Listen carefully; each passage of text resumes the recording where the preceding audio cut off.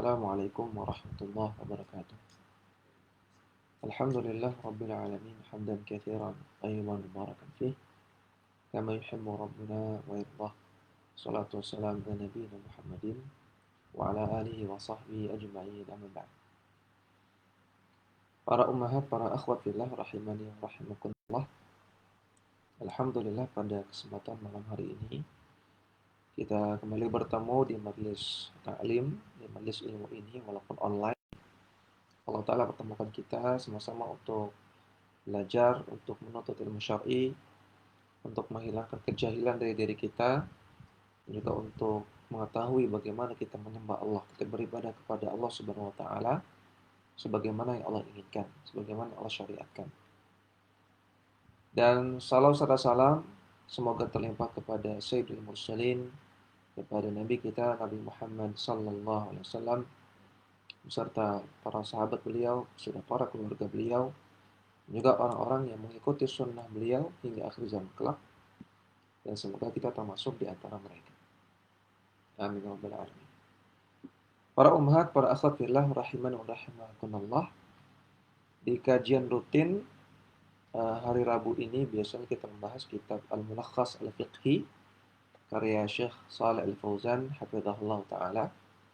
Namun pada kesempatan hari ini kita break dulu, ya, kita istirahat dulu dari belajar kitab Al-Mulakhas Al-Fiqhi, dan kita akan membahas tema yang spesial, yaitu tentang fikih kurban.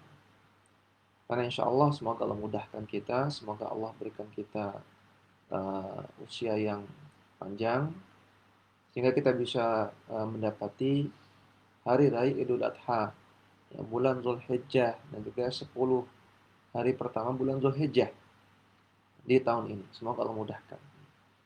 Oleh karena itu kita perlu persiapan ilmu, ya, untuk menghadapi bulan Zulhijjah, hari Idul Adha, dan juga ibadah kurban yang ada di sana. Oleh karena itu pada malam hari ini kita akan sedikit merajaah tentang fikih kurban. Walaupun ini materi yang sudah sering diulang-ulang, ya, hampir setiap tahun, namun di antara adab bagi penuntut ilmu adalah senantiasa murajaah, senantiasa mengulang pelajaran.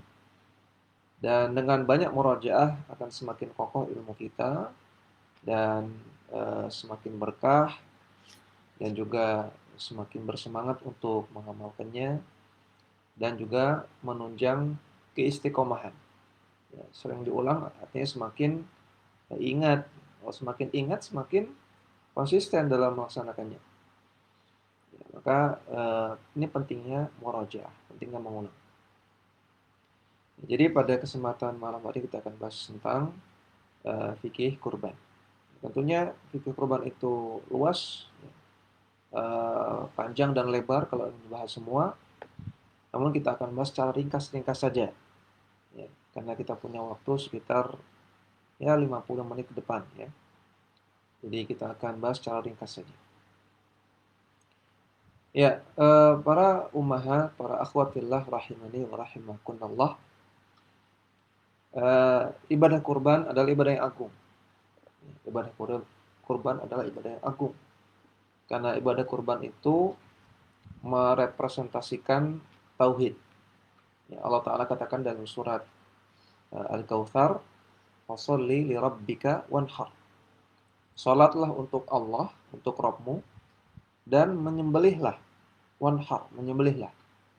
Jadi ayat ini maksudnya fasholli li rabbika wanhar li rabbika. Itu maknanya. Salatlah untuk Rabbmu, untuk Allah, dan menyembelihlah untuk Allah.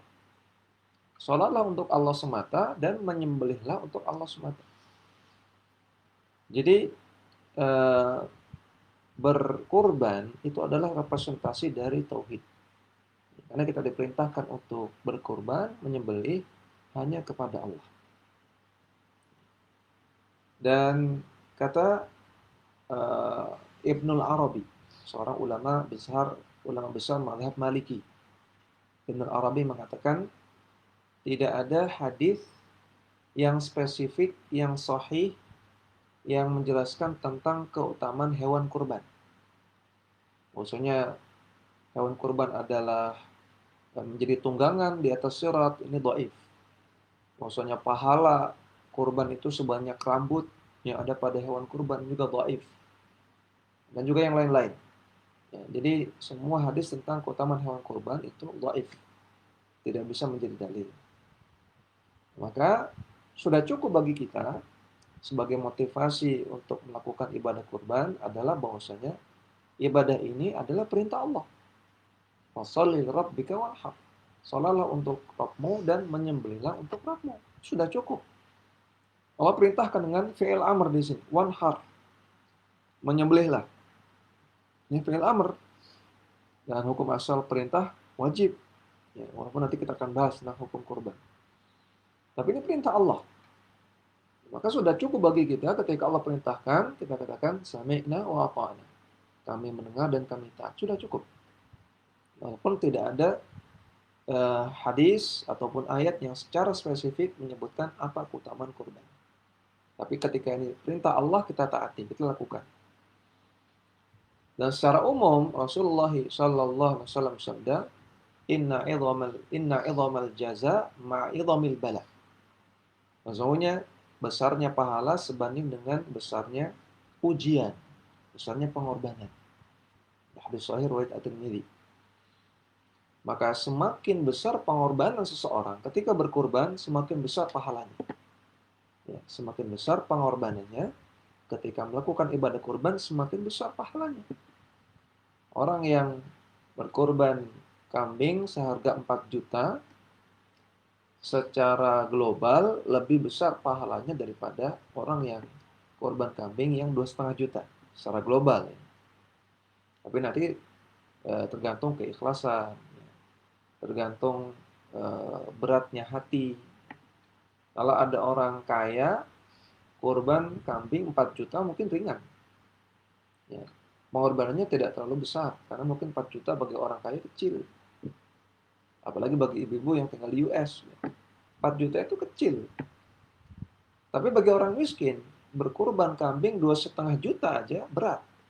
Mungkin dia harus nabung berbulan-bulan.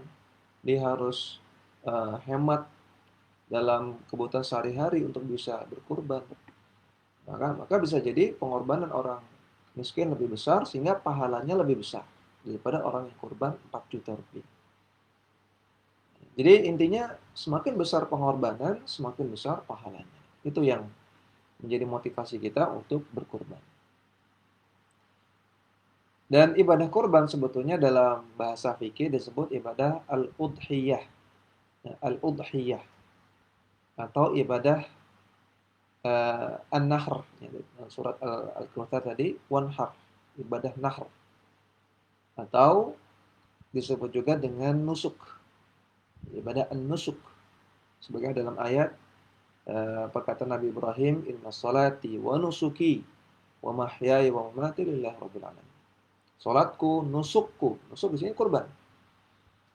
Hidupku dan matiku adalah untuk Rabb semesta alam. Jadi dalam bahasa fikih, dalam istilah fikih sebetulnya kurban itu udhiyah atau nusuk atau nahr. Tidak kita dapati atau bahkan sangat jarang kita dapati ulama dalam kitab-kitab fikih menyebut ibadah kurban dengan istilah kurban. Ya. Saya pribadi belum dapat. Ya. Itu mungkin ya, istilah yang masyhur di kalangan kita, di kalangan orang Indonesia.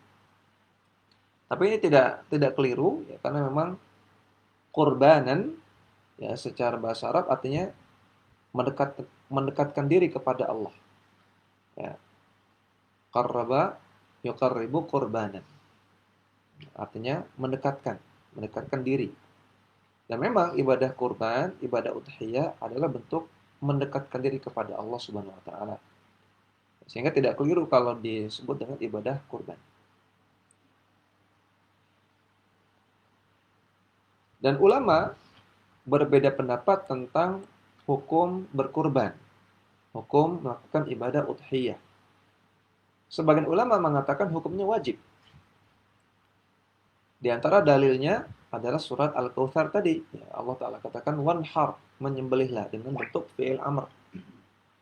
Dan kaidahnya al-aslu fil amri lil wujub, hukum asal perintah untuk menghasilkan hukum wajib. Demikian juga dalam hadis Nabi mengatakan, "Man kana lahu si'atun wa lam yudahhi wa lam yashhad musallana."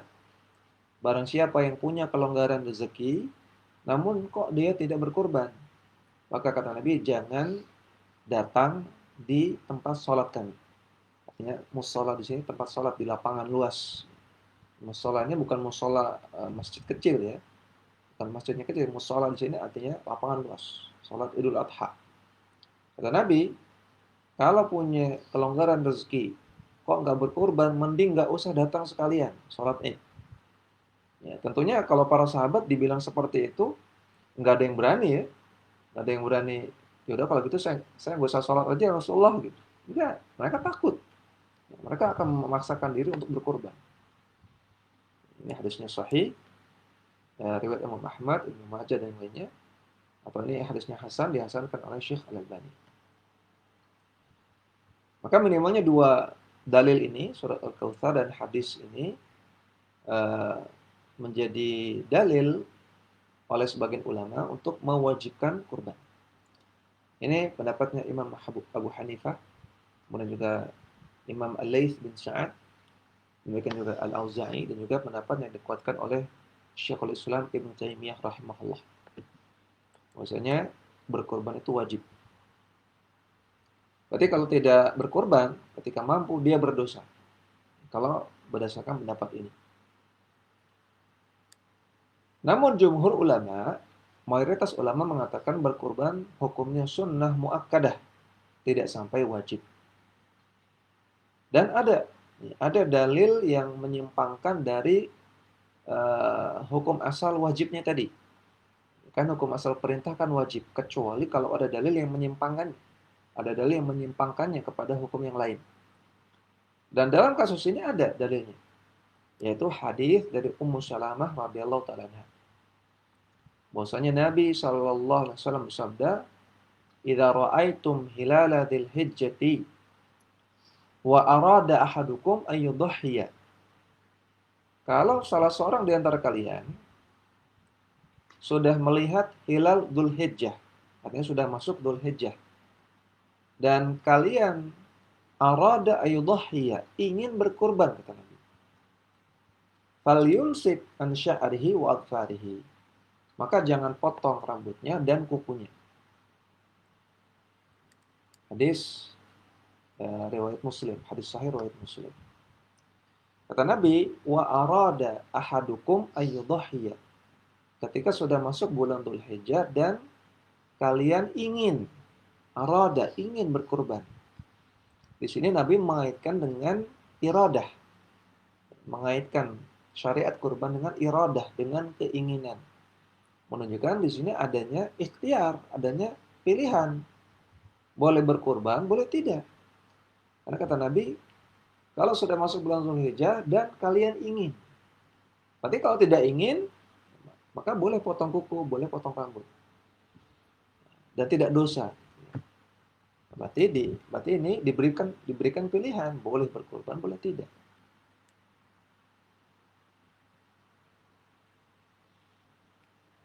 Demikian juga dalil yang menyimpangkan dari hukum wajib adalah hadis dari Abu Hurairah radhiyallahu ta'ala anhu. Abu Hurairah mengatakan, "Dhaha Rasulullah sallallahu alaihi wasallam bikabsyaini aqranaini amlahaini." Nabi SAW berkorban dengan dua domba yang gemuk yang bertanduk. Ahaduhuma anhu wa an ahli baitihi wal akharu anhu amman lam yudahhi wal akhari anhu wa amman lam yudahhi min ummatihi. Jadi Nabi berkorban dua domba. Yang satu untuk diri beliau dan keluarganya, dan yang satu untuk diri beliau dan orang-orang yang tidak berkurban dari umatnya. Hadis riwayat Ibnu Majah, dihasankan oleh Syekh Albani dalam Irwaul Ghalil. Perhatikan dalam hadis ini Nabi katakan, atau Abu Hurairah katakan, wal akhari anhu wa amman lam yudahhi min ummatihi. Kambing yang satu itu atas nama diri Nabi dan umat Nabi yang tidak berkurban. Nabi berkurban atas nama umatnya yang tidak berkurban. Berarti tidak berkurban tidak masalah. Ya, bahkan sampai Nabi mengatasnamakan kurbannya untuk mereka. Ada kan perbuatan dosa, maka tentunya Nabi tidak akan ridhoi. Tentunya Nabi tidak akan berkurban atas nama orang-orang yang bermaksiat. Ketika Nabi berkorban atas nama mereka, menunjukkan tidak berkorban, tidak apa-apa, tidak masalah. Sehingga berkorban tidak wajib. Dan ini pendapat yang lebih rajih insyaallah, sebagaimana dirajihkan oleh Syekh Muhammad bin Saleh Al-Utsaimin rahimahullahu taala. Beliau katakan al-udhiyatu sunnatun muakkadatun. Udhiyah atau kurban itu hukumnya sunnah muakkadah. Lil qadiri 'alaiha, bagi orang yang mampu. Sunnah pun bagi yang mampu, bagi yang tidak mampu maka tidak wajib dan juga tidak sunnah. Kalau memang dia tidak mampu. Jadi yang rajih wallahu a'lam, kurban itu hukumnya sunnah muakkadah. Ya, ini pendapat jumhur. Namun bukan berarti karena sunnah muakkadah sudah kita tinggalkan saja, bukan. Kita berusaha selama kita masih mampu berusaha untuk berkurban. Bagaimana kalau masih punya hutang, Ustaz? Ingin berkurban tapi masih punya tanggungan hutang. Maka kata para ulama, kalau hutangnya itu masih jatuh temponya masih jauh. Jatuh temponya masih jauh. Dan dia merasa mampu untuk melunasi pada temponya, pada waktunya. Dan dia masih punya harta berlebih untuk berkurban. Maka ketika itu disyariatkan bagi dia untuk berkurban. Ya. Disyariatkan bagi dia untuk berkurban. Hendaknya berkurban. Tapi kalau jatuh tempo hutangnya sudah mepet atau bahkan sudah lewat, sudah hampir datang waktu pembayaran hutangnya atau sudah lewat, dan harta yang ada hanya cukup untuk bayar hutang saja, maka ketika itu tidak disyariatkan untuk berkurban. Lebih didahulukan untuk bayar utang. Pertama karena yang rajih berkurban itu sunnah muakkadah. Bayar hutang wajib, maka yang wajib itu didahulukan daripada yang sunnah. Yang kedua, berkorban itu adalah hak Allah Subhanahu wa taala. Hak hamba, hak Allah atas hamba. Sedangkan hutang itu adalah hak sesama manusia. Ya, hak Allah, maka Allah taala rahmatnya luas, ampunannya luas. Allah berikan kemudahan. Ya, yuridullah bikumul yusra wa la yuridu bikumul usra. Allah ingin kalian mudah dan Allah enggak ingin kalian susah. Adapun hak hamba, maka nanti akan dituntut di akhirat. Ya, kalau tidak ditunaikan. Maka hak hamba lebih didahulukan ya, dalam masalah ini. Karena nanti bisa dituntut di akhirat. Ya, bukan berarti hak hamba lebih utama daripada Allah, bukan. Tapi nanti imbasnya, akibatnya lebih parah. Hak Allah, Allah Maha Pengampun. Allah rahmatnya luas. Inna rahmati sabaqat ghadabi, kata Allah. Rahmat Allah mendahului murkaku. Rahmatku mendahului murkaku, kata Allah. Maka dalam hal ini lebih dahulu untuk menunaikan hak hamba. Itu bayar utang. Jadi kalau jatuh temponya sudah mepet atau sudah lewat dan harta yang Anda hanya cukup untuk bayar utang, sebaiknya jangan berkurban, tapi bayar utang dulu.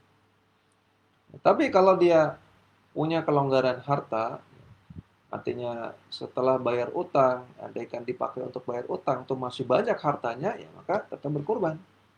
Ya, andaikan dipotong untuk bayar hutang, hartanya masih banyak, masih cukup untuk berkurban, maka tetap berkurban. Ya, Allah a'lam. Kemudian, hewan yang digunakan untuk berkurban adalah bahimatul an'am. Sebagaimana dalam Al-Quran, Allah Ta'ala katakan, walikulli ummatin ja'alna mansakan. Setiap umat kami syariatkan mansakan, nusuk. Kami syariatkan ibadah kurban. Liyadhkuru ismallahi ala ma razaqahum min bahimatil an'am. Supaya mereka menyebut nama Allah, artinya supaya mereka bersyukur kepada Allah Subhanahu wa taala atas apa yang direzekikan kepada mereka berupa bahimatul an'am. Dalam surat Al-Hajj ayat 34. Ya, maka di sini disebutkan ibadah nusuk. Ja'alna mansakan. Udah Allah sebutkan jenis hewannya. Min bahimatil an'am. Itu bahimatul an'am.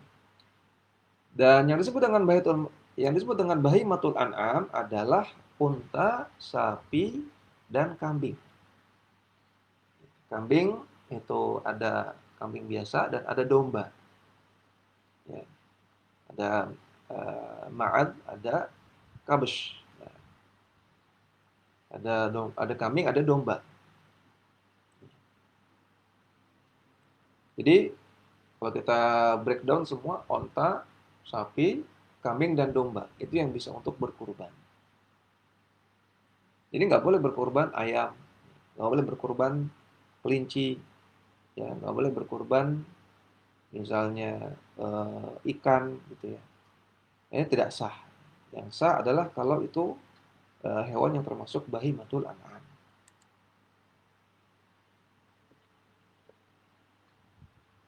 Dan dibolehkan untuk berkurban sapi dengan patungan 7 orang dan berkurban onta dengan patungan 10 orang. Sebagaimana hadis dari Abdullah bin Abbas radhiyallahu ta'ala anhu, beliau mengatakan kunna ma'a Rasulillah sallallahu alaihi wasallam fi safarin fahadara al-adha. Suatu hari kami bersafar bersama Rasulullah sallallahu alaihi wasallam. Kemudian ternyata bertepatan dengan hari Idul Adha. Fashtarakna fil jazuri an ashratin wal baqarati an sab'atin. Maka kami pun patungan untuk jazur itu onta, an ashratin, 10 orang. 10 orang patungan satu onta. Wal baqarati an sab'atin, dan patungan satu sapi dari 7 orang. Hadis riwayat At-Tirmidzi disahihkan oleh Syekh Albani dalam Sahih At-Tirmidzi. Maka kalau onta boleh patungan 10 orang untuk satu onta, dan sapi boleh patungan 7 orang untuk satu sapi. Adapun kambing nggak boleh patungan. Kambing ya dari satu orang, nggak boleh patungan. Ya, karena yang diberikan kelonggaran untuk patungan hanya sapi dan onta. Dan juga tidak boleh lebih dari yang ada dalam dalil. Ya, sapi maksimal 7 orang, nggak boleh patungan sapi 8 orang atau 10 orang. Onta maksimal 10 orang, nggak boleh patungan onta 11 orang, 15 orang, nggak boleh. Maka ini menunjukkan kelirunya praktek di masyarakat yang patungan lebih dari angka yang ada dalam dalil, yang ada dalam hadis tadi. Sebagian contohnya biasanya ada di sekolah-sekolah ya. Satu sekolahan muridnya misalnya ada 300, patungan untuk 2 sapi. 300 orang, 2 sapi. Berarti satu sapi 150 orang. Ya, padahal kan satu sapi cuma 7 orang. Ini kok extend-nya jauh banget. Jadi 150 orang. Makanya tidak sah sebagai kurban. Kalau sebagai sembelihan biasa ya silakan, boleh dimakan. Dan dagingnya halal ya, walaupun tidak sah untuk kurban, dagingnya halal, tapi statusnya daging sembelihan biasa atau daging sedekah saja, bukan daging kurban. Tidak dapat pahala kurban. Kalau patungannya satu sapi 150 orang. Atau misalnya ada di masyarakat ya, kakak beradik misalnya 5 orang bersaudara patungan satu kambing. Ya, misalnya kambing itu 3 juta, patungan masing-masing 600. Di antara saudara-saudara. Ini nggak sah. Karena kalau kambing nggak boleh patungan. Ya, kambing nggak boleh patungan. Kambing ya, satu orang satu. Maka kalau belum mampu untuk berkurban, tidak disyariatkan untuk berkurban, tidak harus. Jadi tidak perlu memaksakan diri, patungan 600.000, ya padahal memang belum sanggup untuk berkurban. Ya, kurban ini masalah ibadah. Jadi jangan melakukannya dengan akal-akalan, ya, dengan pikiran sendiri, nggak boleh. Ibadah itu ada ketentuannya. Nah, jadi kalau unta maksimal 10 orang, sapi maksimal 7 orang, kambing 1 orang.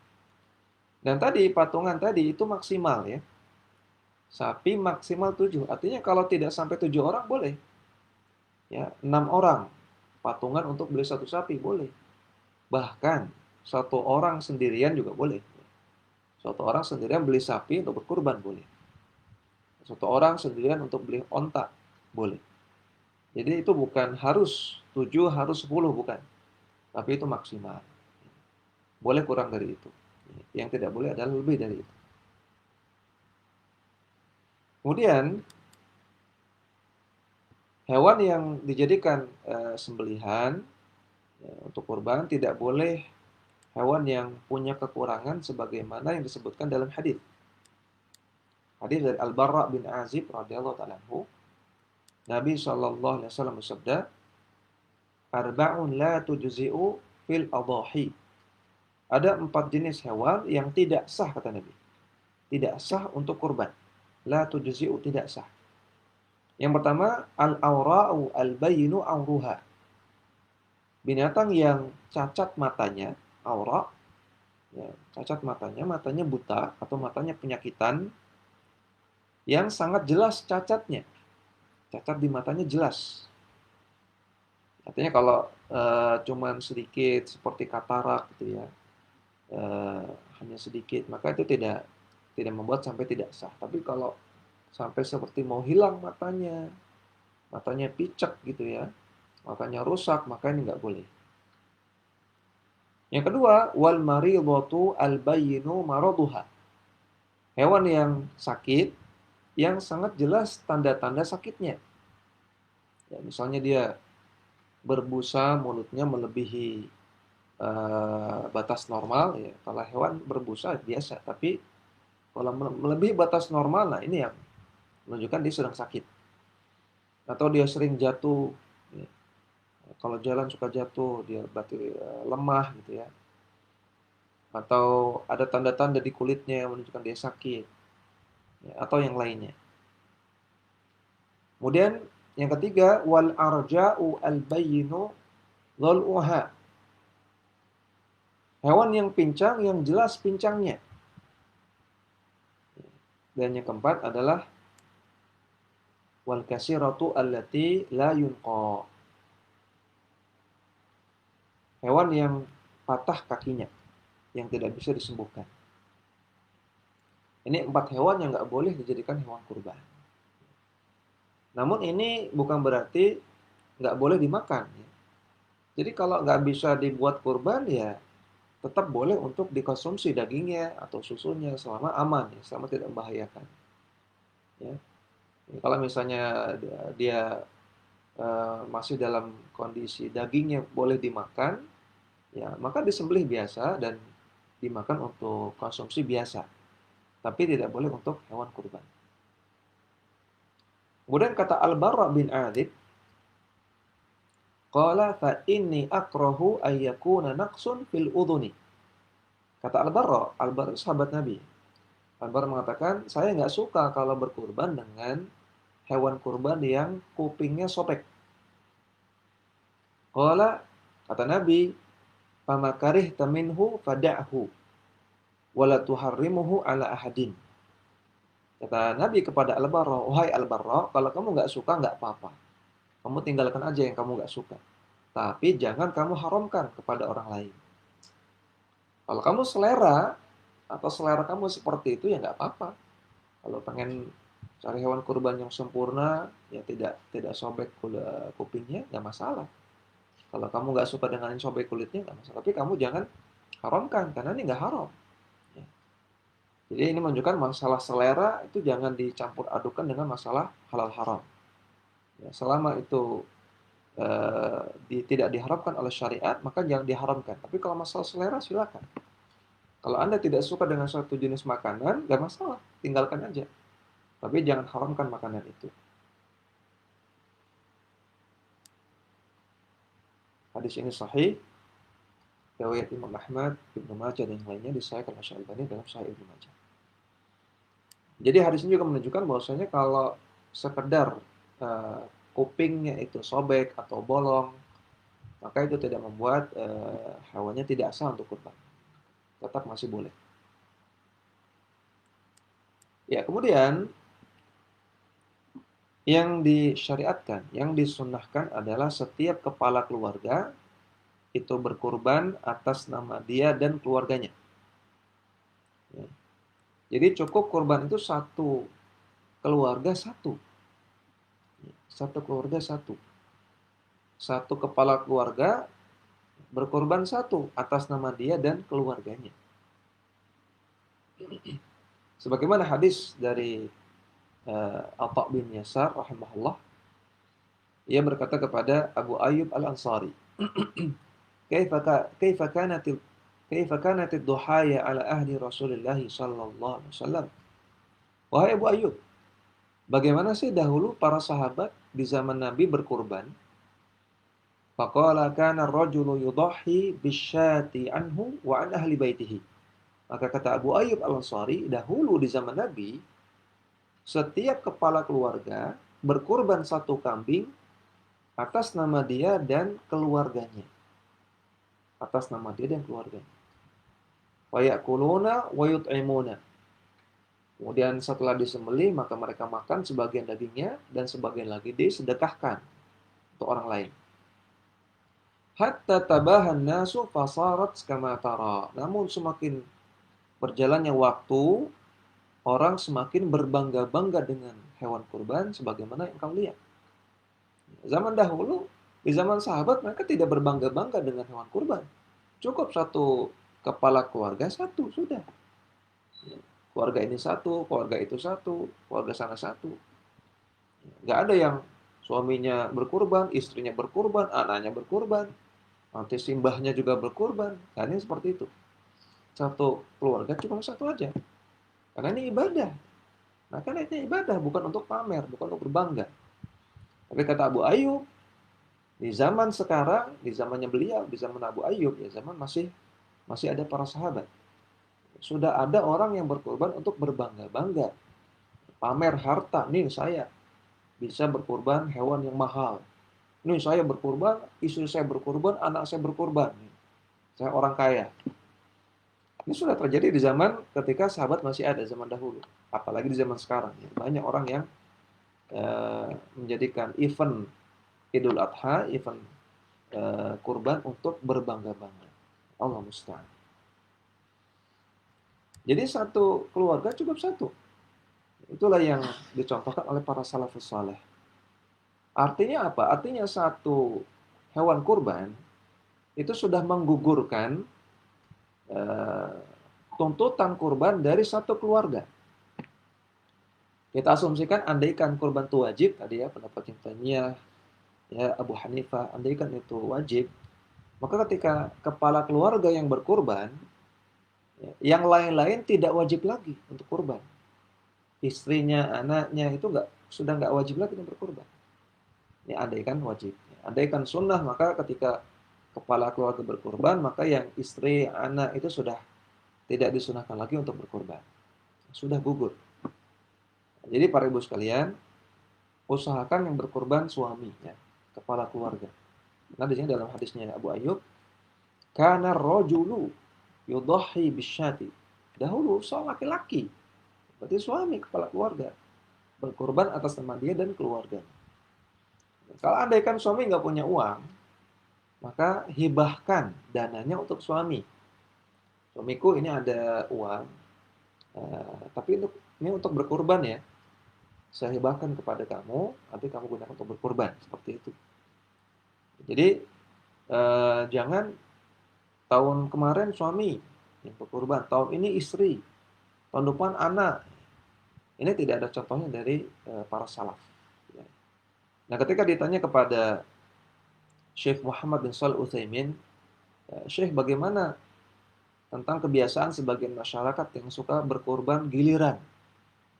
Ya, jadi tahun ini suaminya, tahun depan istrinya, tahun depannya lagi anak pertama, tahun depannya lagi anak kedua, kurban giliran. Maka kata Syekh Ibnu Utsaimin, ini tidak ada contohnya. Yang dicontohkan oleh para salaf adalah satu keluarga satu, dan yang berkurban adalah kepala keluarganya. Itu saja sudah cukup. Karena ini bukan pamer ya, bukan pamer. Ini supaya anak saya muncul di daftar Sohibul Kurban, supaya istri saya muncul namanya di daftar Sohibul Kurban. Ini pamer ini. Ini supaya sekedar namanya dikenal, muncul sebagai orang berkurban. Jangan. Ya, Allah Ta'ala katakan, wa ma umiru illa liya'budullaha mukhlishina lahuddin hunafa. Dan tidaklah kita diperintahkan kecuali untuk menyembah Allah semata dan mengikhlaskan semua ibadah hanya kepada Allah. Sebagai orang-orang yang hunafa, orang yang hanif. Jadi, kurban itu harus ikhlas. Ya, jangan untuk supaya dikenal, supaya dibilang dermawan, supaya dibilang banyak harta, dan bukan untuk pamer. Maka nggak ada masalah ya, nama istri tidak pernah muncul di daftar Sohibul Kurban, nggak ada masalah. Ya, nama anak nggak pernah muncul di daftar Sohibul Kurban, nggak ada masalah. Dulu para salaf nggak pernah kayak gitu. Yang penting kepala keluarganya yang berkurban.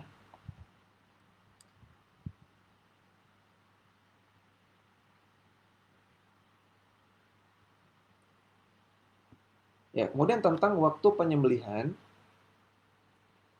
Penyembelihan hewan kurban dapat dilakukan dalam rentang waktu 4 hari.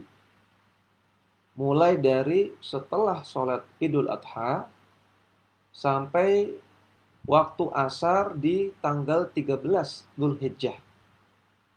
Itu batas terakhirnya. Waktu asar di tanggal 13 Dzulhijjah. Nah, jadi tanggal 10, 11, 12, 13. Ini waktu untuk penyembelihan hewan kurban. Jadi tidak harus tanggal 10, ya. Kalau memang tidak cukup waktunya karena hewan kurbannya banyak sekali, ya besoknya tanggal 11. Kalau nggak sempat juga tanggal 12. Kalau nggak sempat juga tanggal 13. Demikian juga kalau tanggal 10 Dzulhijjah belum berkurban, kemudian tanggal 11 berubah pikiran. Oh, kebetulan baru dapat uang misalnya. Kalau gitu saya mau berkurban. Baru muncul niatnya tanggal 11, ini boleh dan sah. Ya, andai kan tanggal 10-nya belum niat berkurban, tanggal 11-nya baru muncul niat dan baru punya kemampuan, maka hendaknya berkorban. Atau tanggal 12-nya atau tanggal 13-nya. Di antara dalilnya, hadis dari Al-Barra bin Azib radhiyallahu ta'ala anhu, bahwasanya Nabi sallallahu alaihi wasallam bersabda, "Man dabaha qabla salati, falaysa minan nusuki fi syai'in."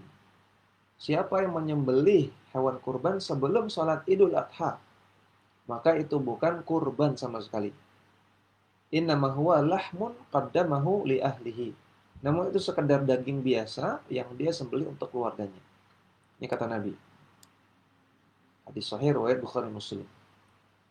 Jadi ini menunjukkan batas awal menyembelih kurban, yaitu setelah Idul Adha. Kalau sebelum Idul Adha nggak sah. Nggak sah sebagai kurban ya, tapi kalau untuk dimakan boleh, tapi daging biasa. Dalam hadis yang lain Nabi mengatakan kullu ayyamit tasyriqi dzabhun. Di setiap hari tasyriq, tanggal 11, 12, 13 Dzulhijjah itu boleh menyembelih.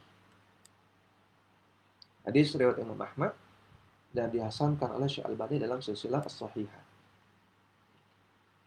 Ini menunjukkan bahwasanya di hari-hari tasyriq, ya, hari tasyriq pakai qaf ya, bukan pakai kaf, tasyriq itu boleh menyembelih kurban. Sehingga batas akhirnya adalah tanggal 13 di waktu asar. Itu batas terakhir menyembelih.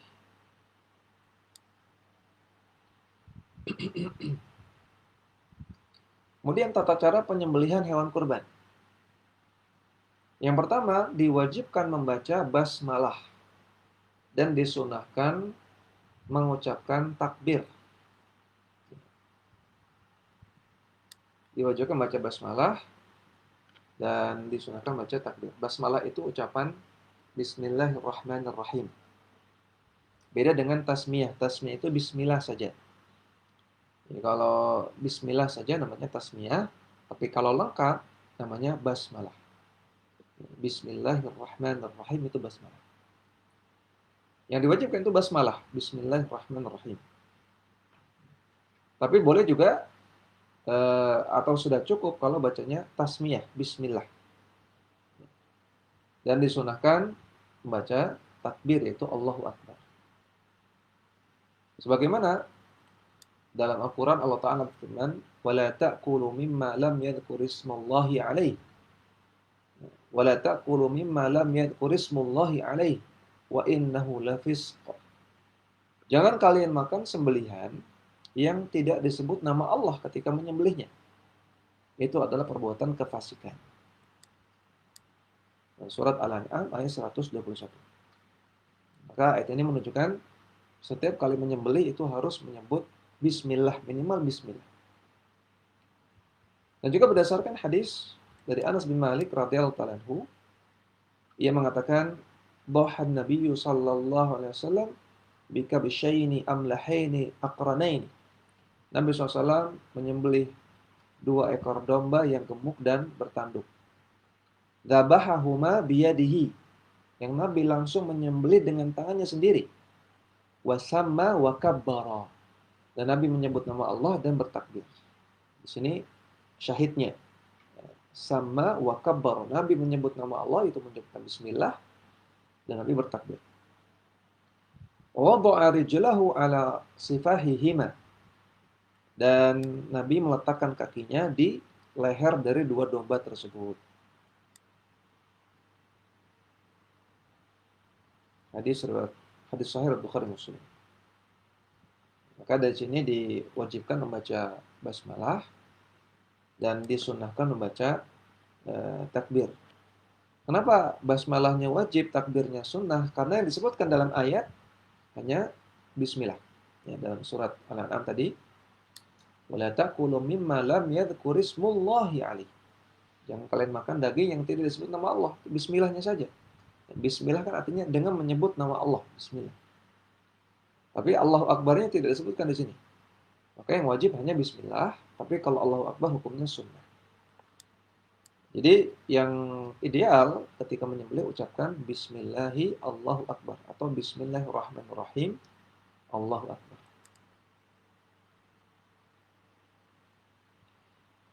Dan juga sebagian ulama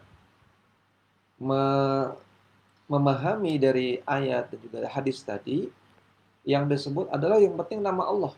Karena kan di ayatnya lam yudhkarismullahi, tidak disebut nama Allah. Juga dalam hadis sama wa kabbar, Nabi sama artinya menyebut nama. Sebagian ulama memahami ini berlaku umum, yang penting menyebut nama Allah.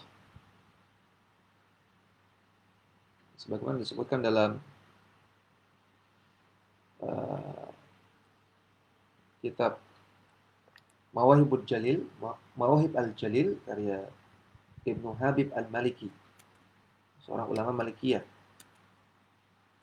Beliau katakan, saya bacakan terjemahnya saja. Jika mengucapkan bismillah saja atau Allahu Akbar saja atau la haula wala quwata illa billah atau la ilaha illallah atau subhanallah tanpa basmalah yujzi'u atau ajza'ahu, itu sudah cukup, sudah sah. Wa kullun tasmiyatun, dan semua yang saya sebutkan tadi adalah bentuk tasmiyah. Ya, dia kata beliau, bismillah atau Allahu Akbar atau la haula wala quwwata illa billah atau la ilaha illallah atau subhanallah atau yang lain, yang penting ada nama Allah di situ, maka sudah boleh, sudah sah, dan itu semua bentuk tasmiyah. Tapi kata beliau, walakin ma madha alaihi nas ahsanu. Yaitu apa yang saya sebutkan sebelumnya itu lebih bagus, yaitu dengan mengucapkan bismillah Allahu Akbar. Jadi minimalnya ada nama Allah. Jangan sampai ketika menyembelih kurban nggak nyebut apa-apa. Ini menurut jumhur ulama tidak sah. Ya, menurut mazhab Hambali, Hanafi dan Maliki tidak sah kalau ketika menyembelih tidak menyebut nama Allah. Walaupun cuman la ilaha illallah tadi ya, atau la haula wala quwwata illa billah atau subhanallah minimal. Ya, nyebut nama Allah. Memang dalam mazhab Syafi'i tidak diwajibkan. Yang penting yang menyembelih itu muslim sah. Tapi kita berharap ini dalam masalah berhati-hati ya, sehingga ketika menyembelih hendaknya menyebut nama Allah. Kemudian yang kedua, dalam tata cara menyembelih kurban yang kedua, disunahkan menyebut nama orang yang berkurban atau sahibul kurban. Karena dalam hadis ketika Nabi berkurban, Nabi ucapkan Allahumma hadza anni wa amman lam yudhi min ummati. Ya Allah, ini kurban dari saya. Anni. Ini kan menyebut person gitu ya. Menyebut orang yang berkurban. Nabi katakan, ya Allah, ini anni, ini dari saya. Dan juga dari orang-orang yang tidak berkurban dari umatku. Hadis riwayat Abu Daud, At-Tirmidzi, Al-Hakim dan yang lain. Disahihkan oleh Syalbani dalam Sahih Abu Daud. Jadi disunahkan. Dan ini tidak diwajibkan. Ya. Diandaikan ketika menyembelih tidak disebutkan nama sahibul kurbannya, ya sudah sah. Yang penting adalah niatnya. Jadi yang paling penting adalah niatnya. Bahwasanya sahibul kurban ini niat untuk berkurban. Ketika dia sudah niat, walaupun namanya tidak disebutkan di situ, ketika berkurban tidak masalah, ya, karena hukumnya sunnah saja dan tetap sah. Ya. Atau misalnya ada kesalahan nama ketika menyebutkan, ya. Harusnya Tono jadi Tony. Ini kurban atas nama Pak Tony, harusnya Tono. Ini nggak masalah, ya. Yang penting Pak Tono ini sudah niat untuk berkurban. Jadi yang dianggap itu niatnya, bukan penyebutan ketika menyembelih. Kemudian, ketika menyembelih kurban dianjurkan menggunakan pisau yang tajam. Dan juga berusaha untuk menenangkan hewan kurbannya. Artinya jangan menyembelih hewan kurban di depan teman-temannya yang lain. Supaya mereka tenang. Karena hewan juga punya insting. Ya. Punya insting bahaya. Ketika dia melihat temannya sedang disembelih, dia merasakan bahaya. Nah, ketika dia merasakan bahaya, dia merasakan ketakutan. Maka ini kurang tepat. Yang tepat adalah berusaha menenangkan hewan kurban. Dan juga menggunakan pisau yang tajam supaya dia tidak merasakan kesakitan yang lama. Ini dalam rangka berbuat ihsan, berbuat baik dalam berkurban. Nabi mengatakan, Innallaha katabal ihsana ala kulli syai'. Allah Ta'ala wajibkan untuk berbuat ihsan, berbuat baik dalam segala sesuatu. Fa idza qataltum fa ahsinul qitlah. Kalau kalian mengeksekusi orang yang terpidana mati, maka eksekusilah dengan baik. Wa idza dzabhtum fa ahsinudz dzibha. Kalau kalian menyembelih hewan, maka sembelihlah dengan baik. Gimana caranya? Wal yuhidda ahadukum syafratah falyurih dzabihatah. Tajamkan pisaumu dan tenangkan hewan kurbanmu. Hadis sahih riwayat Muslim. Maka hendaknya menggunakan pisau yang tajam sehingga cepat menyembelihnya dan juga tidak menyembelihnya di depan hewan-hewan yang lain. Nah, kemudian mungkin muncul pertanyaan karena ini jamaah Majelis Taklim Al-Kautsar kan ibu-ibu semua ya. Ibu semua. Mungkin muncul pertanyaan, boleh nggak ibu-ibu menyembelih? Ya, bolehkah ibu-ibu menyembelih kurban? Jawabannya boleh. Ya, sebagaimana juga pernah dilakukan oleh sebagian sahabiah. Sebagian sahabiah menyembelih kurban sendiri. Ya, kalau menyembelih kambing, insya Allah masih bisa ibu-ibu ya. Tapi kalau menyembelih sapi mungkin agak sulit. Ya. Saya nggak tahu kalau di ibu-ibu Al-Kautsarnya ada yang mampu menyembelih sapi atau enggak ya. Mungkin ada ya. Jadi intinya boleh wanita menyembelih. Ya. Dan tidak benar keyakinan sebagian ibu-ibu ya, bahwasanya kalau sedang hamil nggak boleh menyembelih. Ya. Nggak boleh nyembelih ayam, nggak boleh nyembelih ikan, nggak boleh nyembelih kambing. Ini nggak benar. Ini khurafat. Ya, nanti takut anaknya kenapa-napa, anaknya cacat. Ini khurafat. Ini penyimpangan akidah, nggak boleh dipercaya ya. Tidak ada korelasinya antara menyembelih dengan anak cacat, tidak ada korelasinya. Tidak ada dalil syar'i dan juga tidak ada dalil qadari. Tidak ada dalil sebab akibat, tidak ada. Sehingga meyakini seperti ini adalah bentuk pertama syirik dalam sebab, dan juga ini bentuk menisbatkan masalah dan mudarat kepada selain Allah. Masalah dan mudarat dinisbatkan kepada menyembelih. Nggak boleh ya. Jadi jangan dipercaya ya. Jadi ibu-ibu kalau hamil ya silakan nyembelih ayam, itu bikin ayam goreng ya. Motong ikan nggak ada masalah. Ya, masalah ini tidak ada kaitannya dengan nanti anaknya kenapa-napa, tidak ada. Jadi eh, wanita boleh menyembelih. Kemudian menyembelih hewan kurban ini tidak harus dibawa ke masjid. Tidak harus dibawa ke masjid. Ini juga salah kaprah ya. Sebagian masyarakat menganggap namanya berkurban itu harus ke masjid. Harus diserahkan ke masjid, harus diserahkan ke panitia kurban. Tidak harus. Bahkan kebanyakan para sahabat yang dahulu itu berkurban dengan menyembelih sendiri di rumahnya masing-masing. Menyembelih di rumahnya masing-masing. Di tanah lapang. Bukan di rumah masing-masing, tapi di tanah lapang. Bukan dikumpulkan di masjid.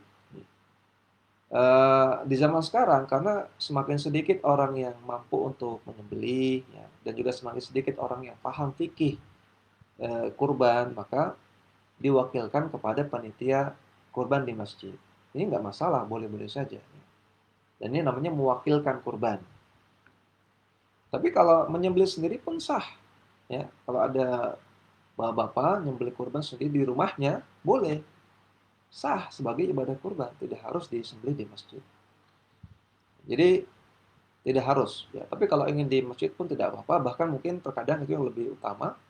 Karena selain untuk melakukan ibadah juga sekaligus untuk menjalin ukhuwah, ya, bermasyarakat, berdakwah, banyak masalah-masalah yang lain. Tapi sekali lagi, andai kan ada orang yang berkorban di rumahnya masing-masing, itu pun tidak mengapa.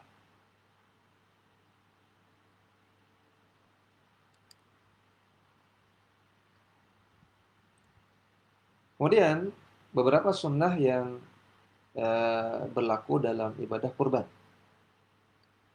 Yang pertama dianjurkan untuk menyembelih di lapangan. Sebagaimana yang dilakukan oleh Rasulullah SAW, disebutkan dalam hadis dari Abdullah bin Umar radhiyallahu ta'ala anhu, beliau mengatakan, "Kana sallallahu alaihi wasallam yudahi bil musalla." Nabi SAW biasanya menyembelih di tanah lapang. Musalla di sini artinya tanah lapang. Hadis sahih riwayat Al-Bukhari. Maka disunahkan untuk dilakukan di tanah yang lapang. Ya, dan juga kalau di tanah lapang akan memudahkan. Ya, nanti kalau hewan kurbannya ngamuk, ya, maka di tanah lapang lebih mudah. Berbeda kalau di rumah nanti bisa merusak rumah, melukai orang, ya, bahaya. Dan juga untuk membersihkan kotoran, darah, kalau di tanah lapang lebih memudahkan. Dan juga dianjurkan untuk menyembelih dengan tangan sendiri atau minimal menyaksikannya. Ya, dianjurkan untuk menyembelih dengan tangan sendiri atau menyaksikannya, sebagaimana Nabi menyembelih dengan tangannya sendiri, ya, dalam hadis yang sudah kita sebutkan. Ya, hadis dari Anas bin Malik, bahwasanya Nabi SAW menyembelih dengan tangannya sendiri, bahkan disebutkan di sana Nabi meletakkan kakinya di leher dari domba yang Nabi sembelih. Berarti Nabi lakukan sendiri. Atau kalau tidak bisa sendiri, maka minimal dia menyaksikan. Ya, supaya dia merasakan pengorbanannya. Ya, supaya ibadah ini meresap dalam hatinya. Bahwa saya setelah berkorban kepada Allah. Ya, saya alirkan darah ini, alirkan darah hewan korban ini untuk Allah Subhanahu wa taala. Ya. Jadi kerasa berkorbannya. Berbeda dengan sebagian orang yang berkorbannya hanya dengan transfer. Ya, dengan transfer, ya mungkin uangnya banyak dia transfer, cuma minta nomor rekening, ya. Berapa nomor rekeningnya? Sini saya transfer. Ditransferlah 4 juta misalnya. Udah, ya. Dia nggak lihat, dia nggak lakukan sendiri, dia nggak tahu apa-apa. Ya, maka ini rasa pengorbanannya nggak kerasa. Gitu. Kayak melakukan sesuatu yang remeh saja, cuma transfer gitu, remeh sekali. Tidak merasakan pengorbanannya. Maka ini kurang utama. Jadi hendaknya berusaha untuk menyaksikan langsung. Andai kan tidak bisa menyembelih. Nah, kata para ulama, inti dari ibadah kurban adalah iraqatud dammi, mengalirkan darah. Itu intinya. Jadi intinya bukan bagi-bagi daging sebetulnya, tapi intinya adalah mengalirkan darah. Makanya dalam Al-Quran Allah Ta'ala katakan, la yanallahu dima'ahum la yanalallahu dima'ahu. Tidak akan sampai kepada Allah darahnya dan juga dagingnya, tapi yang sampai kepada Allah adalah takwa. Jadi disebutkan di situ darahnya. Disebutkan darah di situ karena memang inti dari ibadah kurban adalah iraqatud dammi, mengalirkan darah. Sehingga kata para ulama, andaikan ada orang di hari raya Idul Adha, dia sembelih sendiri hewan kurbannya, kemudian setelah itu dia makan sendiri dagingnya, itu pun sah. Ya, dia nyembelih kambing sendiri, dia kuliti, dia cacah dagingnya, dimasak sendiri, buat dia sendiri, itu pun sudah sah. Ya, dia nggak bagikan dagingnya kepada orang lain, itu sudah sah, secara syariat sah. Ya. Ini pendapat sebagian ulama. Walaupun sebagian ulama ada yang mengatakan harus dibagikan, sepertiga untuk dimakan sendiri, sepertiga untuk dihadiahkan, sepertiga untuk disedekahkan. Tapi intinya adalah iraqatud dami, mengalirkan darah untuk Allah Subhanahu wa taala. Beli kambing 4 juta misalnya. Maka bagaimana 4 juta ini dibelikan kambing untuk mencari ridha Allah Subhanahu wa taala.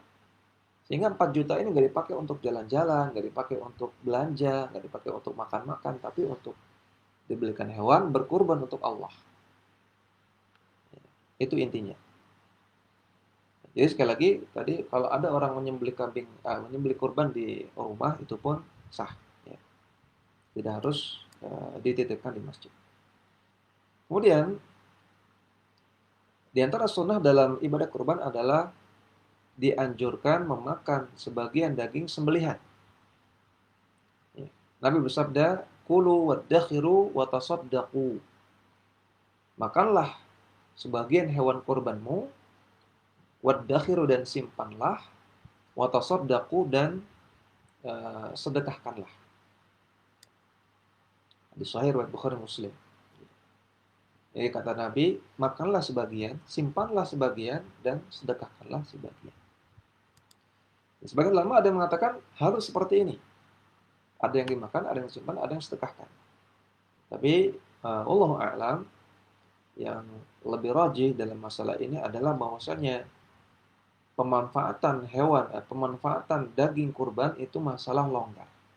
Distribusi daging kurban itu masalah longgar. Artinya kalau ingin disedekahkan semua boleh.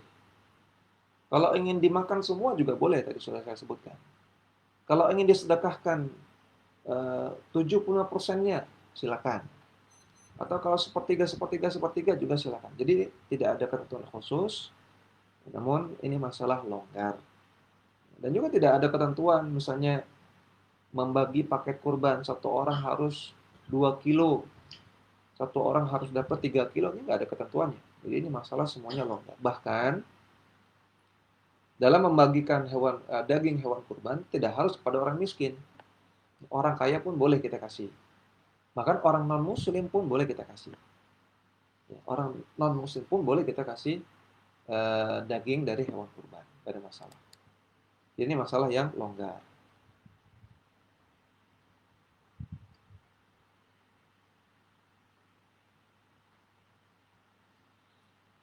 Kemudian beberapa masalah yang terkait dengan ibadah kurban. Orang yang ingin berkurban, maka ketika masuk bulan Dzulhijjah, ketika mulai tanggal 1 Dzulhijjah, ketika maghrib masuk tanggal 1 kan maghrib ya. Ketika sudah mulai masuk hilal Dzulhijjah, maka tidak boleh memotong rambut dan kukunya. Rambut dari semua bagian tubuhnya dan juga kuku dari semua bagiannya.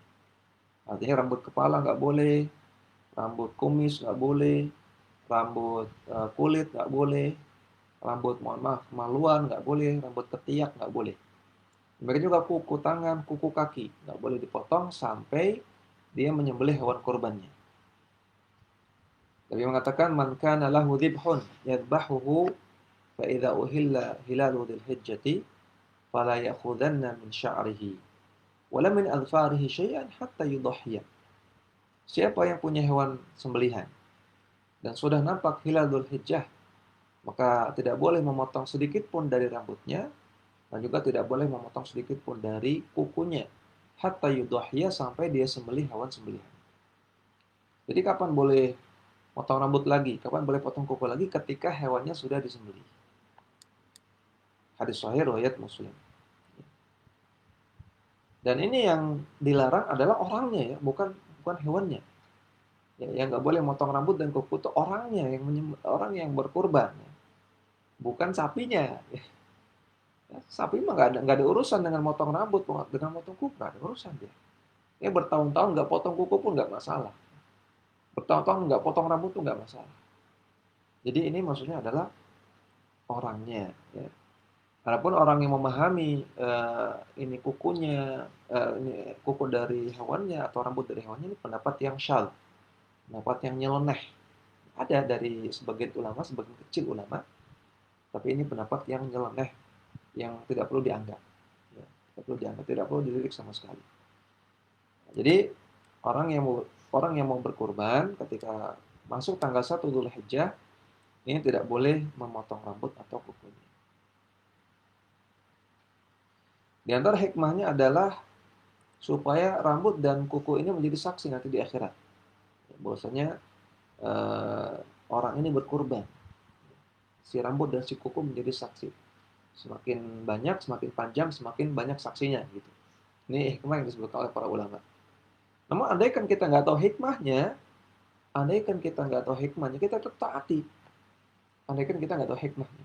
Ya, ini banyak orang-orang liberal mempermasalahkan masalah ini. Apa ini urusannya kuku rambut dengan kurban, kata mereka. Ngapain orang mau kurban kok dilarang-larang potong rambut, potong kuku? Ini nggak masuk akal, kata mereka. Maka selama ini perintahnya jelas dari Allah dan Rasulnya, kita sami'na wa ata'na. Kita yakin apa yang Allah perintahkan, apa yang Rasul perintahkan pasti maslahat buat kita. Apa yang Allah dan Rasulnya larang pasti buruk buat kita. Yakin. Ya, andai kan kita nggak tahu hikmahnya, tetap kita taati. Maka tetap jangan motong rambut, jangan motong kuku. Kemudian bagaimana hukum memberikan jagal, memberikan upah bagi jagal dari hewan sembelihan. Jadi biasanya kalau pakai panitia kita ada jagal. Jagalnya disewa untuk menyembelih. Orang yang ahli untuk motong. Nah biasanya atau sebagian panitia itu ngasih upahnya dari daging.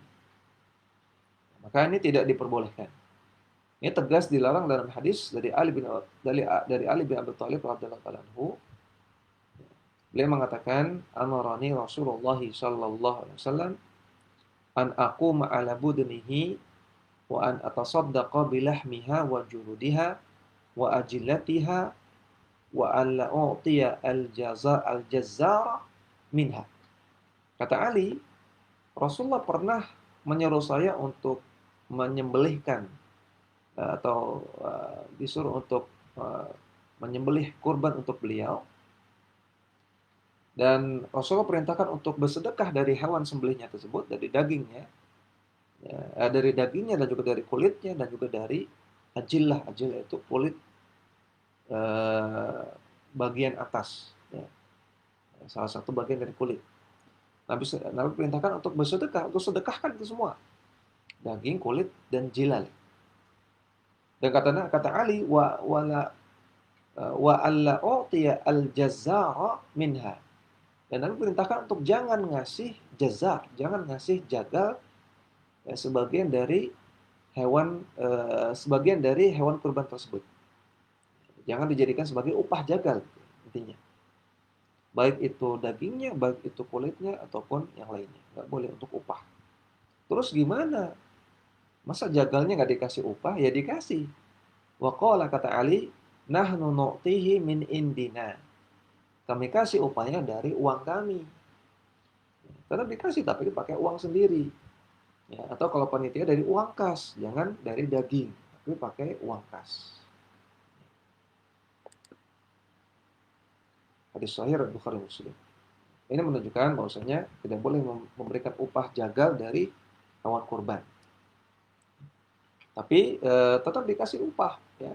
Kalau memang akadnya adalah akad sewa jasa, ya maka dikasih upah. Tapi upahnya dari uang kas atau dari kantong sendiri, bukan dari daging kurban. Nah, tapi boleh nggak jagalnya dikasih karena dia salah satu orang yang berhak untuk menerima daging? Ya, maka jawabannya boleh. Ya.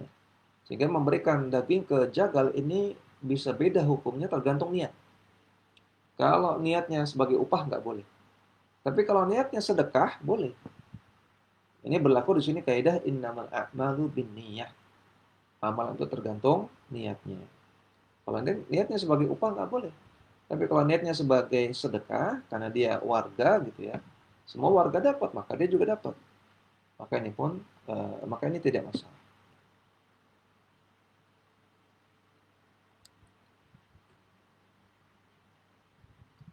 Kemudian yang terakhir tentang hukum menjual kulit.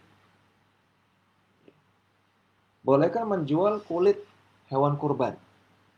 Karena di lapangan misalnya kulit sapi kalau dipotong-potong untuk dibagikan kepada warga, nanti nggak jadi apa-apa itu kulit, ya. Karena kulit biasanya berharga kalau nggak dipotong. Bisa dibikin untuk jadi bahan tas, ya, atau ya pokoknya bisa dibuat sesuatu lah. Tapi kalau udah dipotong kecil-kecil ya buat apa gitu ya? Manfaatnya sedikit. Tapi kalau dikasih satu kulit untuk satu orang, nanti ada yang ngiri biasanya.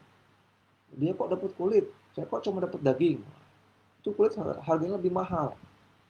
Nah, biasanya panitia bingung, nih kulit diapain?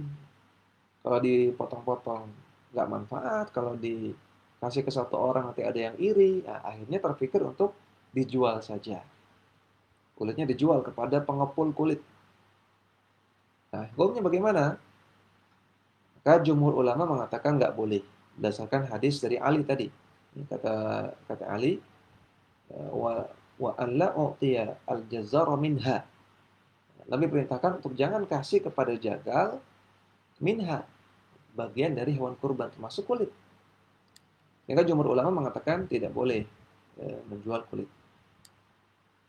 Namun sebagian ulama yaitu mazhab Hanafi membolehkan. Mazhab Hanafi membolehkan. Alasannya karena intinya eh, hewan kurban itu setelah dipotong, setelah disembelih, intinya disedekahkan. Intinya disedekahkan. Baik itu dalam bentuk daging atau dalam bentuk uang. Yang penting jadi sedekah gitu. Jadi kalau kulitnya dijual, hasil penjualannya disedekahkan, boleh. Karena intinya adalah dimanfaatkan, disedekahkan. Dia berdasarkan sebuah riwayat dari Abdullah bin Umar radhiyallahu ta'ala anhu, bahwasanya inna ibna Umar ba'a jilda baqaratin wa tasaddaqa bi thamanihi. Bahwasanya Ibnu Umar pernah menjual kulit sapi dan menyedekahkan hasil penjualannya. Dan ini juga salah satu riwayat dari Al-Imam Ahmad bin Hanbal. Ketika beliau ditanya, juludul adhahi ma yusna'u biha. Wahai Imam Ahmad, kulit hewan kurban diapain? Qala yantafi'u biha wa yatasaddaqu bi thamaniha. Kata Imam Ahmad, dimanfaatkan, yang dijual, dan hasilnya disedekahkan. Kemudian yang nanya ingin menegaskan lagi. Tuba'u wa yutasaddaqu bi thamaniha. Berarti boleh dijual, Imam Ahmad. Tapi setelah itu sedekahkan, benar seperti itu. Kata Imam Ahmad, na'am. Iya betul. hadis Ibnu Umar dalilnya. Ini kata Imam Ahmad bin Hanbal. Jadi ini pendapatnya mazhab Hanafi dan juga didukung oleh salah satu riwayat dari Imam Ahmad. Maka Allah taala alam, kalau memang ada maslahat yang besar untuk menjual kulit, insya Allah tidak mengapa. Dengan syarat hasilnya disedekahkan ya. Tidak boleh hasilnya dijadikan kas masjid, nggak boleh. Ya, atau untuk operasional nggak boleh, tapi disedekahkan kepada masyarakat. Ya, disalurkan hasil penjualannya. Kalau memang ada kebutuhan untuk itu nggak masalah, walaupun kalau ingin berhati-hati maka sebaiknya jangan, ya tetap jangan dijual dan dicari solusi lain. Misalnya tadi, ya diberikan saja kepada orang-orang yang sangat-sangat kurang mampu, ya kulitnya diberikan kepada orang miskin. Nanti kalau setelah diberikan orang miskin yang jual nggak masalah, karena sudah menjadi milik dia. Ya, kalau kulitnya sudah diberikan kepada orang miskinnya jual kulit tersebut kepada pengepul kulit nggak ada masalah, karena sudah memang jadi milik dia. Jadi kalau ingin jual itu insya Allah nggak masalah, tapi yang lebih hati-hati adalah tidak dijual. Ya Allah Ta'ala alam, ini yang bisa kita sampaikan secara ringkas ya tentang fikih kurban. Mudah-mudahan bermanfaat. Nanti kalau ada yang masih kurang jelas bisa ditanyakan di tanya jawab. Kita persilakan.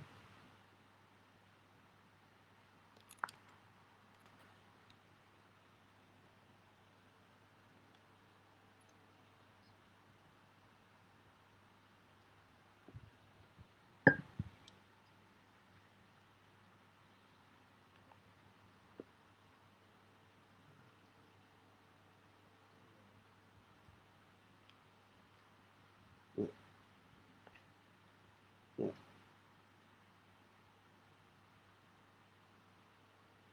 ya.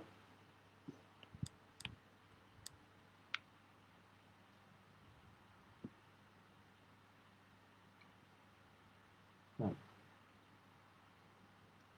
Waalaikumsalam.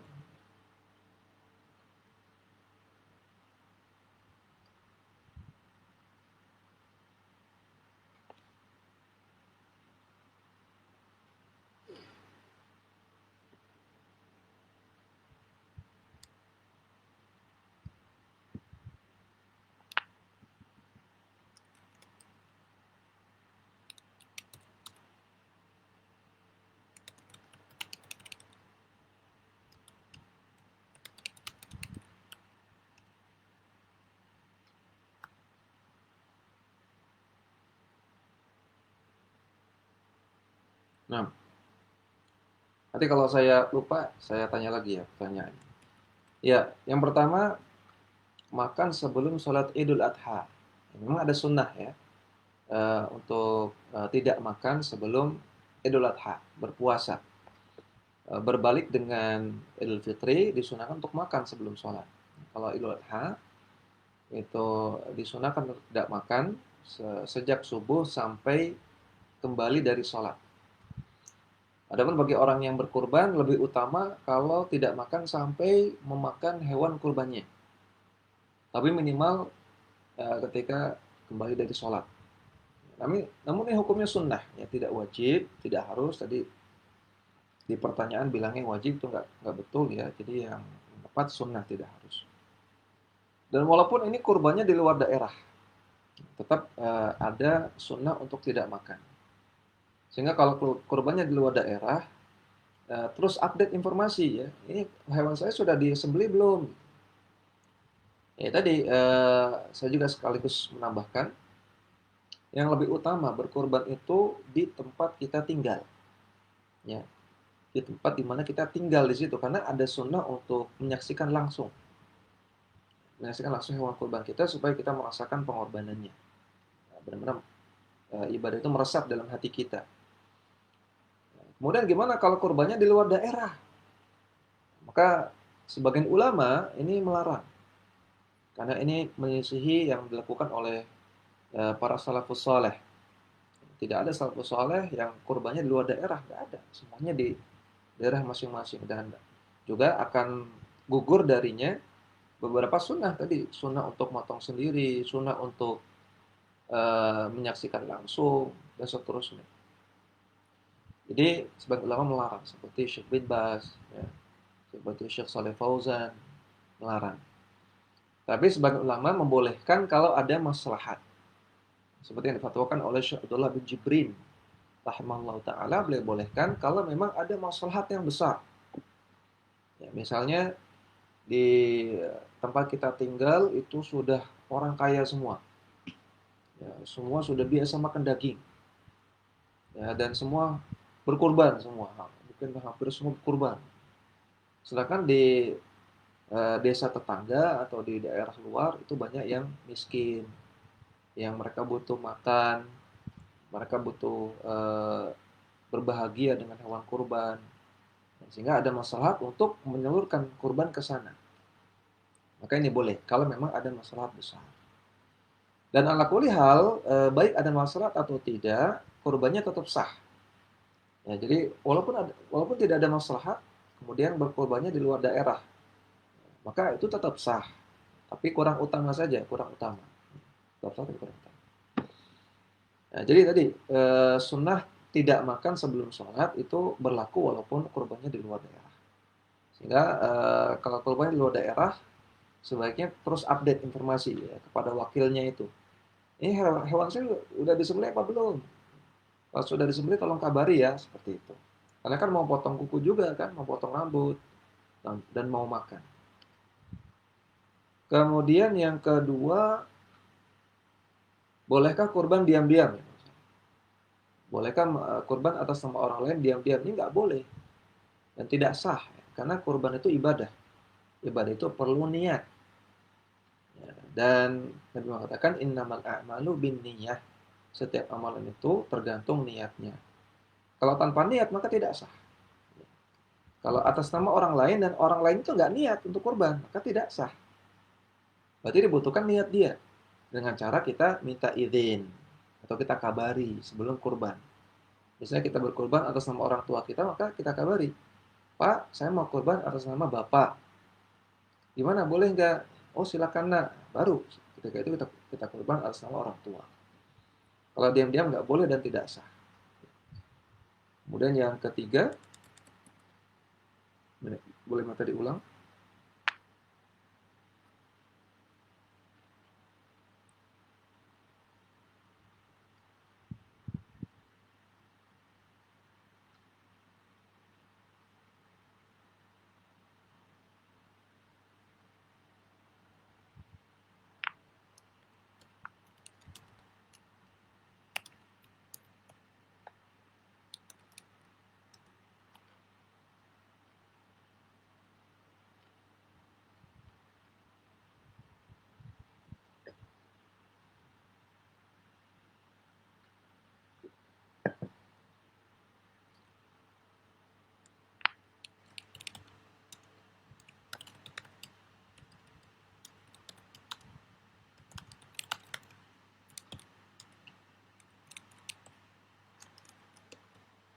Nah,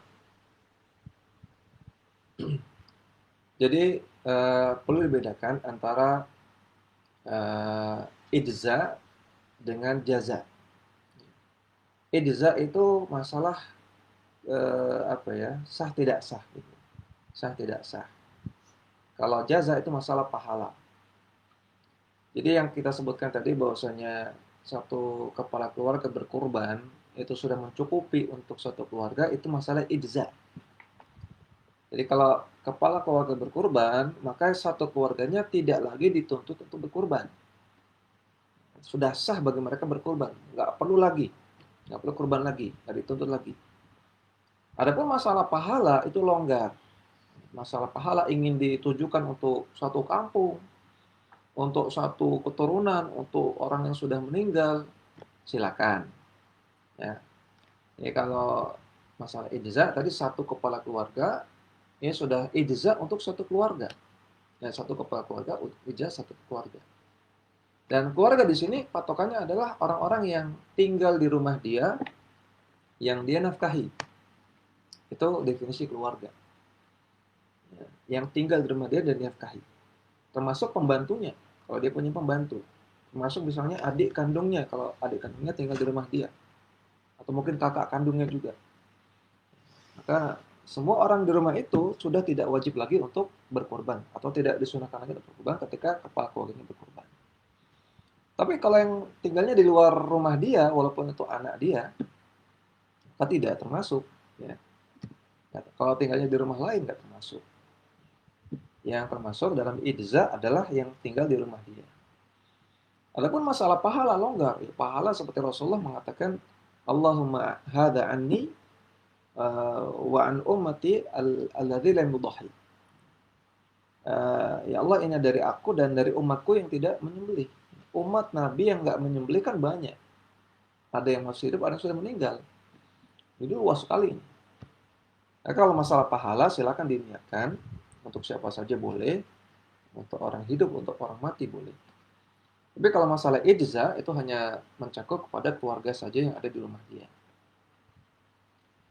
Ini insya Allah sudah menjawab beberapa pertanyaan tadi. Kemudian yang keempat tadi masih ada, yang keempat kelima sudah semuanya. Nah, alhamdulillah. Ya silakan, masih ada.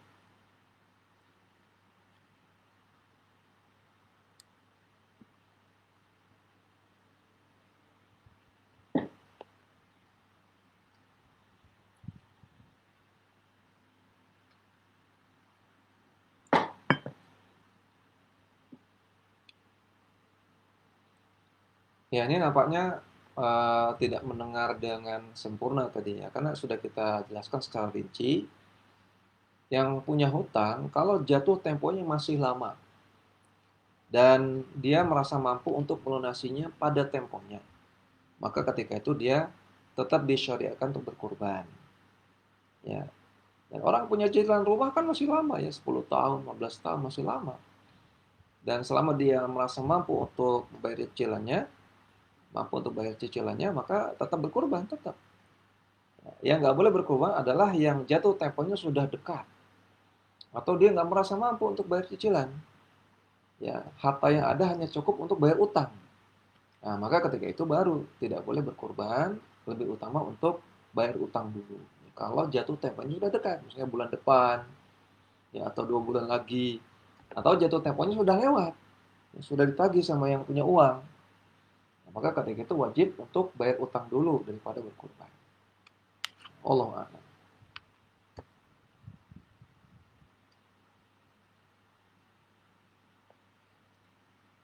Ya,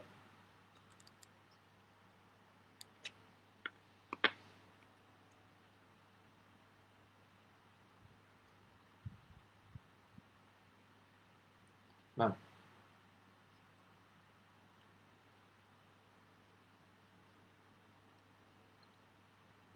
ya kerbau termasuk eh, dia mirip dengan sapi ya. Jadi para ulama membolehkan ya, berkurban dengan kerbau karena dia termasuk bakarah juga, termasuk bakar. Jadi termasuk dibolehkan insyaallah.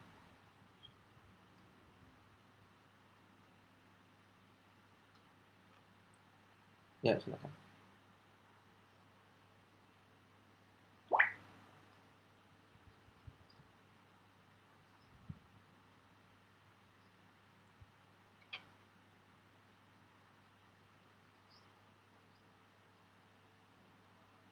Nah,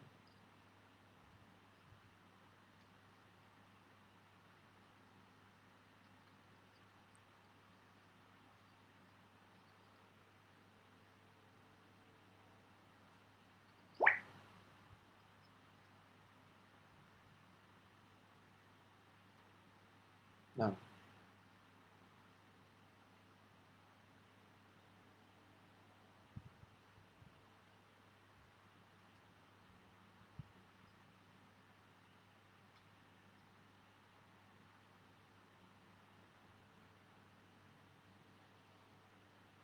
ya. Nah, nah, ya anjuran untuk menyaksikan penyembelihan hewan kurban yaitu memang sifatnya anjuran ya, tidak wajib. Artinya ketika tidak dilakukan pun tidak berdosa. Namun tentunya kalau ingin mencari kesempurnaan, yang mendapatkan keutamaan ya kita lakukan sebisa mungkin. Dan kaidahnya Nabi mengatakan saddidu wa qaribu. Berusahalah untuk lurus, berusaha untuk sempurna. Kalau nggak mampu, maka qaribu, ya, dekati sempurna. Jadi andaikan tidak memungkinkan atau tidak kuat, bisa pingsan, lihat darah, ya maka usahakan yang mendekati sempurna. Ya, minimal ya datang ke tempat penyembelihan atau minimal lihat hewannya, nih hewan kurban saya ini. Oh, besar, oh warnanya coklat gitu. Dia tahu nih hewan yang saya beli yang akan saya sembelih untuk Allah Subhanahu wa taala. Minimal itu, ya. Jangan jangan cuma transfer uang aja gitu. Jangan cuma setor uang. Jadi feel-nya kurang. Tapi minimal datang ke farm-nya tadi, lihat ini hewan yang saya beli yang akan disembelih dan juga mungkin hadir ketika waktu penyembelihan walaupun tidak lihat langsung. Ya, terus ketemu dengan orang yang nyembelihnya gitu. Sehingga minimalnya ada atau dapat feel apa namanya berkorban untuk Allah Subhanahu wa taala ketika itu. Ya, usahakan jangan tidak lihat sama sekali, tidak hadir sama sekali. Usahakan jangan demikian. Walaupun tadi ini sifatnya mustahab, sunnah saja, andaikan benar-benar tidak dilakukan pun tidak berdosa. Ya, Allah a'lam.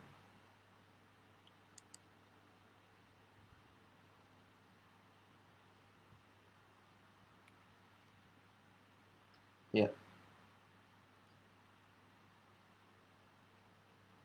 Masya Allah.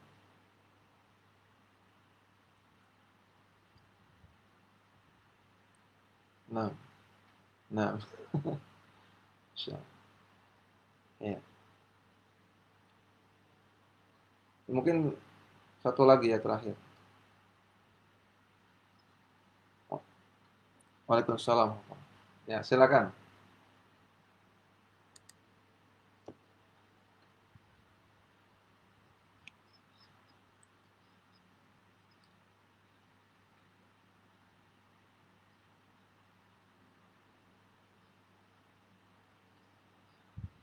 Nah,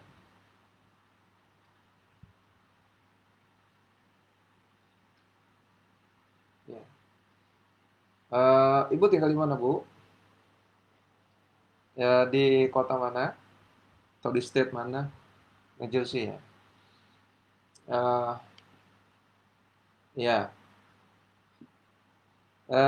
tetap lebih utama untuk berkorban di tempat ibu tinggal ya. Dan andaikan tidak ada orang miskin, ya dicari-cari lagi Bu. Ya, Insya Allah masih ada di New Jersey masih ada orang-orang tunawisma ya yang mau menerima daging kita dan tidak harus membagikan hewan kurbannya dalam bentuk mentahan ya masih berdarah-darah enggak. Apalagi di US mungkin lebih rapi, mungkin didistribusikan sudah bagus, sudah dikalengin atau bahkan sudah dimasak. Nah, nanti kan orang lebih lebih banyak yang mau nerima kan kalau sudah dimasak, sudah jadi barbecue gitu ya. Insya Allah mau nerima aja kan kalau dikasih barbecue sudah matang, sudah tinggal makan. Nah, jadi tetap lebih utama berkorban di domisili ibu tinggal karena ini pertama lebih menjalankan banyak sunnah tadi, bisa menghadiri, bisa lihat langsung, kemudian juga sesuai dengan contoh para salaf.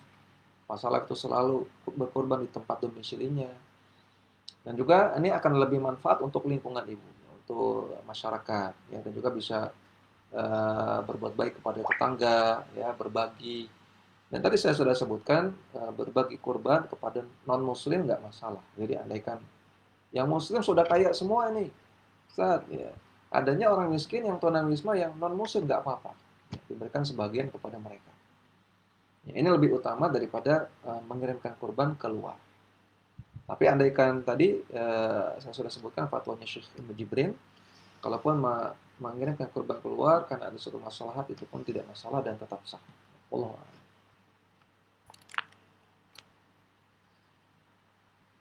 Ya,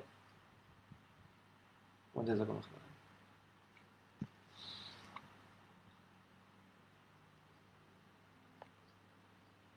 Ya,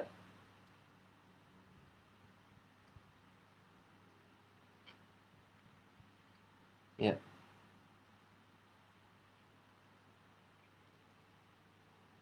Nah, ya sebelum kita tutup, sekali lagi saya ingin ingatkan bahwasanya ibadah kurban ini wajib untuk ikhlas.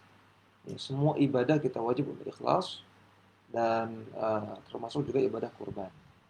Yang sampai ibadah kurban ini kita jadikan ajang untuk pamer-pameran harta, berbangga-bangga ya, terhadap harta, untuk mencari nama di tengah masyarakat, ya, untuk menyegel apa namanya posisi di masyarakat, bahwasanya saya orang kaya. Jangan, ya. Orang yang ibadah mencari dunia maka tidak dapat apa-apa. Ya, kata Nabi SAW, innamal a'malu binniyat wa innama likulli imri'in ma nawa. Ibadah itu tergantung niatnya dan orang itu dapat dapat ganjaran tergantung niatnya. Kalau niatnya untuk cari dunia nggak dapat apa-apa di akhirat. Ya, bahkan kata Allah Subhanahu wa taala, orang yang cari dunia dari ibadahnya, ya, orang yang ibadah untuk cari dunia, untuk cari popularitas, cari nama, untuk pamer dan lain-lain, diancam dengan neraka jahanam. Ya, Allah taala katakan, man kana yuridul ajilata ajjalna lahu fiha ma nasya'u liman nurid. Siapa yang mencari balasan dunia dari amalan ibadahnya, maka mungkin kami berikan untuk balasan dunia bagi orang-orang yang kami kehendaki. Tsumma ja'ala lahu jahannama yaslaha madhmuman madhura. Namun setelah itu akan kami jadikan bagi dia neraka jahanam yang dia masuk ke sana dalam keadaan madhmuman, terhina dan terusir. Orang yang ibadahnya cari nama, cari popularitas dan lain-lain, diancam neraka jahanam. Waliyadzubillah. Maka sekali lagi, orang yang berkurban hendaknya terus introspeksi diri, terus luruskan niat, bahwasanya berkorban untuk mencari ridha Allah semata, dan mencari surga Allah semata, bukan untuk mencari yang lain. Demikian yang bisa kita sampaikan, mudah-mudahan bermanfaat. Wassalamualaikum warahmatullahi wabarakatuh wa ala alihi wa sahbihi wasallam. Wa akhiru da'wana alhamdulillah rabbil alamin. Saya kembalikan ke moderator.